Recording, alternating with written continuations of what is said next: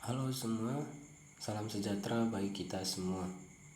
Perkenalkan, saya Andiko Julius Siombing, mahasiswa Universitas Negeri Medan, Prodi Akuntansi, kelas A tahun 2021 dengan NIM 72132200021. Dalam video ini, saya akan menjelaskan hasil tugas KKNI saya, yaitu mini riset, rekayasa ide, dan project dengan judul Analisis dan Contoh Kasus Akuntansi Agrikultur pada PT Perkebunan Nusantara 3.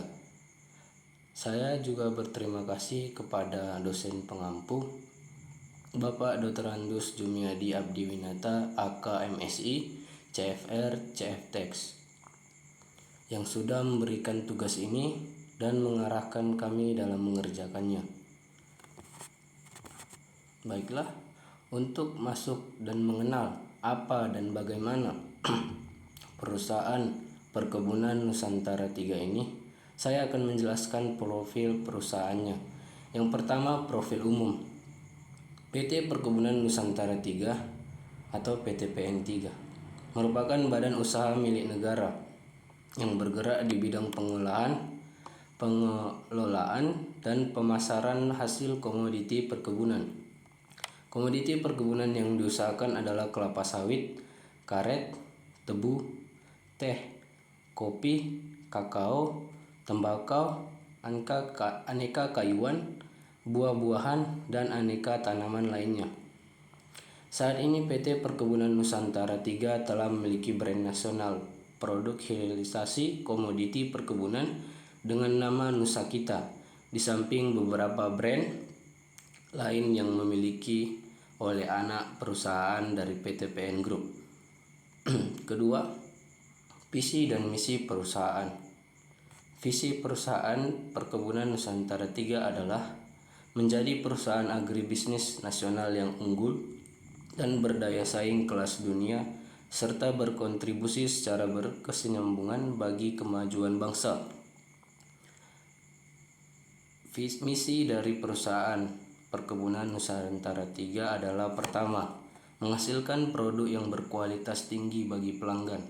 Kedua, membentuk kapabilitas proses kerja yang unggul melalui perbaikan dan inovasi berkelanjutan dengan tata kelola perusahaan yang baik. Ketiga, mengembangkan organisasi dan budaya yang prima serta SDM yang kompeten dan sejahtera dalam merealisasi potensi setiap insan. Keempat, melakukan optimalisasi pemanfaatan aset untuk memberikan imbal hasil terbaik. Dan yang terakhir, turut serta dalam menghasilkan kesejahteraan masyarakat dan menjaga kelestarian lingkungan untuk kebaikan generasi masa depan. Yang ketiga adalah dasar hukum. Dasar hukum yang mendasari berdirinya dan seluruh kegiatan dari perusahaan PTPN 3 ini adalah Peraturan Pemerintah Nomor 8 tanggal 14 Februari 1996 sesuai dengan Akta Nomor 36 tanggal 11 Maret 1996 dari Harun Kamil, SH, Notaris di Jakarta. Akta pendirian ini disahkan oleh Menteri Kehakiman Republik Indonesia dalam surat keputusan nomor C28331 HT0101 tahun 96 tanggal 8 Agustus tahun 1996 dan telah diumumkan dalam Berita Negara Republik Indonesia nomor 81 tanggal 8 Oktober 1996 dan tambahan nomor 8674. Selanjutnya, sumber daya manusia. PT Perkebunan Nusantara 3 Group ini pada tahun 2022 mempunyai karyawan sebanyak 122.215 orang yang terdiri dari 6.133 orang karyawan pimpinan, 85.450 orang karyawan pelaksana, dan 30.632 orang karyawan non-tetap. Selanjutnya, luas areal dari perusahaan Perkebunan 3. Total luas areal yang dimiliki oleh PT Perkebunan Nusantara 3 adalah 1.181.751 hektar. Dengan status pengusahaan lahan sekitar 68% sudah bersertifikat, 20% sertifikat berakhir atau dalam proses perpanjangan, dan 12% belum bersertifikat. Sedangkan total planted area yang dimiliki PTPN sebesar 817.536 hektar yang terdiri dari komoditi kelapa sawit, karet, tebu, kopi, kakao, tembakau, kayu, dan hortikultura. Dan yang terakhir, proses pengolahan karet. Proses pengolahan karet di PT Perkebunan Nusantara 3 telah mengalami berbagai pengembangan teknis.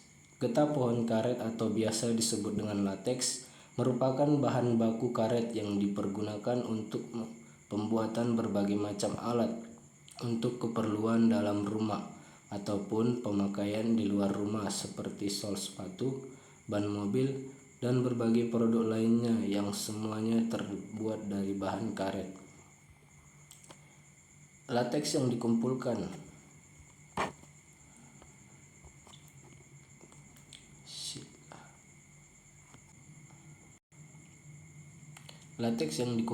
dari beberapa sumber atau lokasi yang berbeda. Pertama-tama dicampur dalam suatu tangki besar. Bahan kimia ditambahkan untuk mengatur keseragaman, kekentalan, dan warna. Lateks kemudian digumpalkan dengan menambahkan koagulan. Gumpalan lateks yang terbentuk kemudian diolah menjadi potongan-potongan kecil yang teratur dan memiliki kondisi fisik yang sudah diatur atau diharapkan. Selanjutnya, konsep pengakuan, pengukuran, pencatatan, pelaporan, dan pengungkapan pada PT Perkebunan Nusantara 3 sesuai dengan PSAK 69. Terlebih dahulu kita harus mengetahui apa pernyataan standar dari akuntansi keuangan dalam PSAK 69. Secara umum, PSAK 69 mengatur bahwa aset biologis atau produk agrikultur diakui saat memenuhi beberapa kriteria yang sama dengan kriteria pengakuan aset. Aset tersebut diukur pada saat pengakuan awal dan pada saat setiap akhir periode pelaporan keuangan pada nilai wajar dikurangi biaya untuk menjual. PSAK 69 mengatur mengenai perlakuan akuntansi dan pengungkapan yang terkait dengan aktivitas agrikultur yang merupakan hasil panen dari aset biologis milik entitas pada titik panen.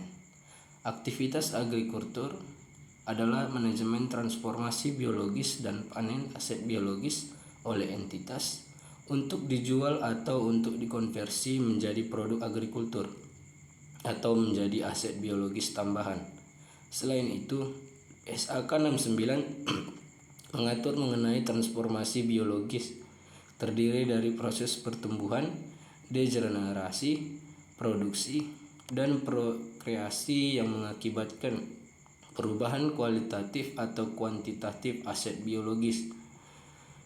PSAK 69 dapat diaplikasikan untuk akun-akun berikut yang berkaitan dengan aktivitas agrikultur. Pertama, aset biologis, kecuali tanaman produktif.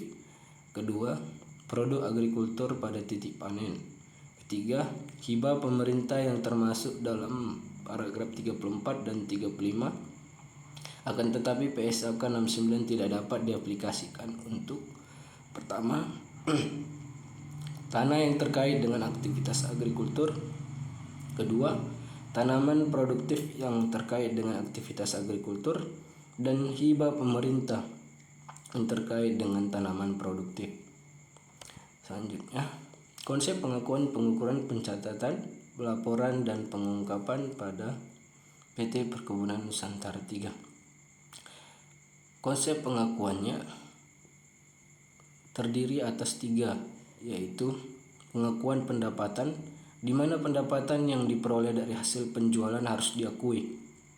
Selanjutnya pengakuan biaya, di mana seluruh biaya yang digunakan untuk proses produksi sampai penjualan harus diakui juga.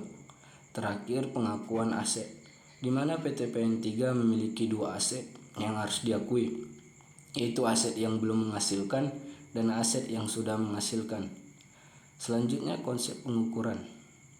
Konsep pengukuran pada PT PN3 terdiri atas dua, yaitu pengukuran harga perolehan, di mana konsep ini menghitung biaya-biaya yang dikeluarkan untuk mengembangkan aset yang dimiliki, dan pengukuran nilai wajar, di mana metode ini digunakan untuk menentukan harga jual yang normal di pasar. Selanjutnya konsep pencatatan. Pencatatan yang dilakukan adalah pencatatan aset biologis, pencatatan hasil penjualan, dan pencatatan biaya-biaya yang dikeluarkan untuk proses produksi. Selanjutnya pelaporan. Konsep pelaporan pada PT PN3, semua jenis transaksi yang terjadi dimasukkan dalam laporan keuangan tahunan, yaitu laporan laba rugi, laporan posisi keuangan, dan laporan arus kas. Adapun laporan keuangan asli dari PT PN3 dapat dilihat pada halaman lampiran. Terakhir, konsep pengungkapan.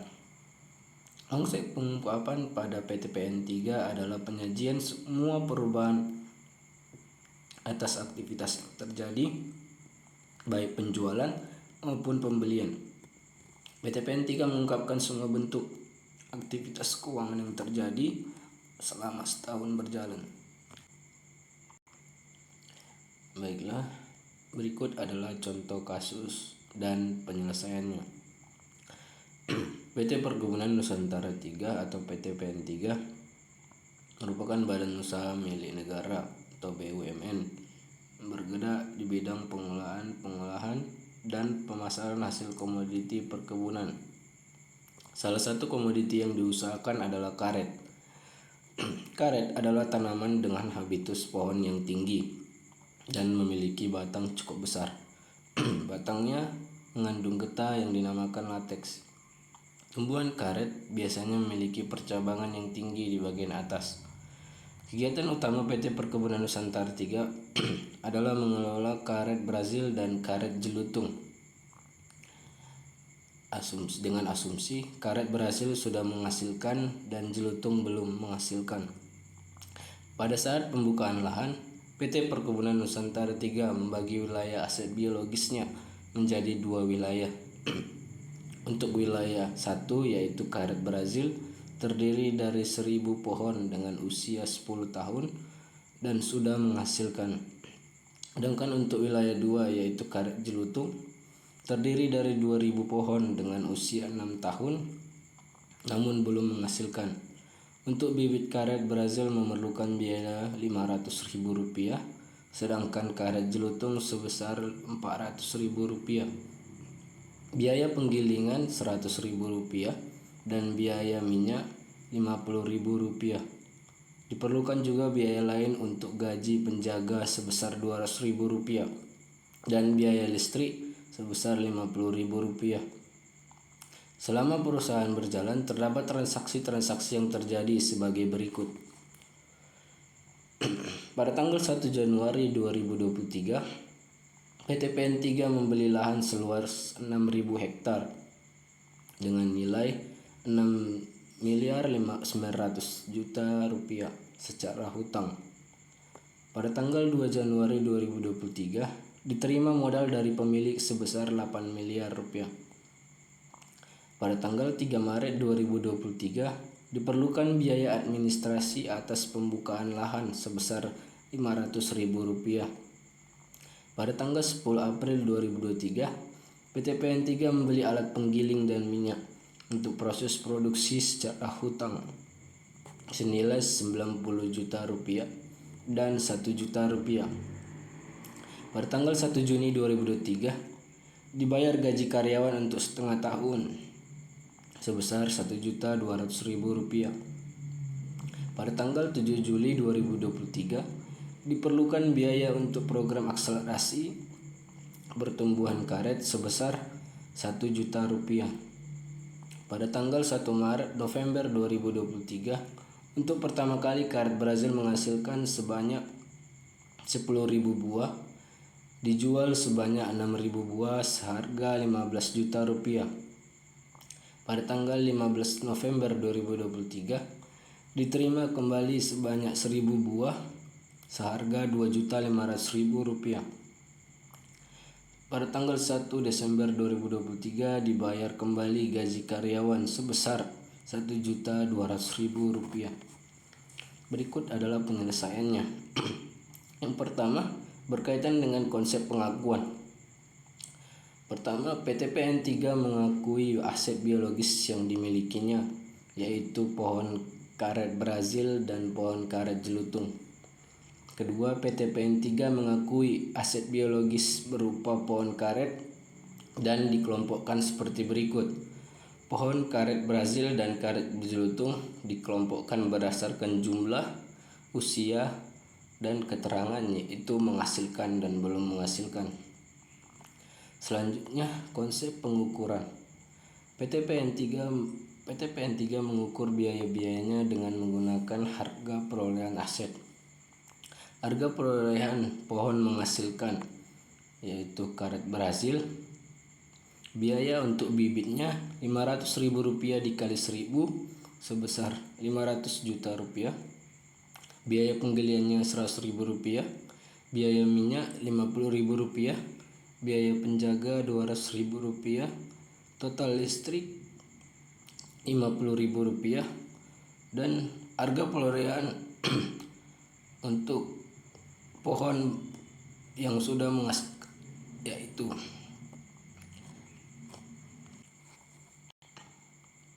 adalah sebesar Rp500.400.000. Untuk harga perolehan pohon belum menghasilkan, yaitu karet Jelutung, biaya bibitnya Rp400.000 dikali 2.000 sebesar Rp800 juta.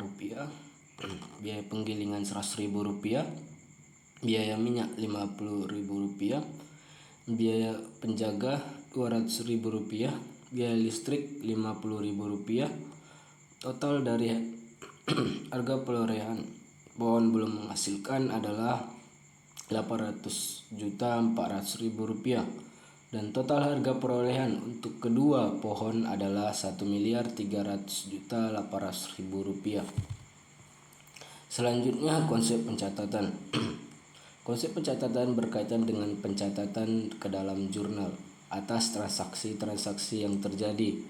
Transaksi pertama pada tanggal 1 Januari 2023 adalah jurnalnya lahan sebesar Rp6.900.000.000 debit dan utang Rp6.900.000 kredit. Selanjutnya tanggal 2 Januari 2023, kas debit sebesar Rp8 miliar dan modal dikredit sebesar Rp8 miliar. Selanjutnya tanggal 3 Maret 2023, beban administrasi sebesar Rp500.000 dan kas dikredit sebesar Rp500.000. Selanjutnya pada tanggal 10 April 2023, alat penggiling sebesar Rp90 juta debit, minyak Rp1 juta debit, dan cash Rp91 juta kredit. Selanjutnya pada tanggal 1 Juni 2023, beban gaji karyawan sebesar Rp1.200.000 debit dan cash Rp1.200.000 kredit. Selanjutnya pada tanggal 7 Juli 2023, beban akselerasi sebesar Rp1 juta debit dan cash Rp1 juta di kredit. Selanjutnya pada tanggal 1 November 2023, cash Rp15 juta debit dan penjualan sebesar Rp15 juta kredit. Pada tanggal 15 November 2023, cash sebesar Rp2.500.000 debit dan retur penjualan sebesar Rp2.500.000 kredit.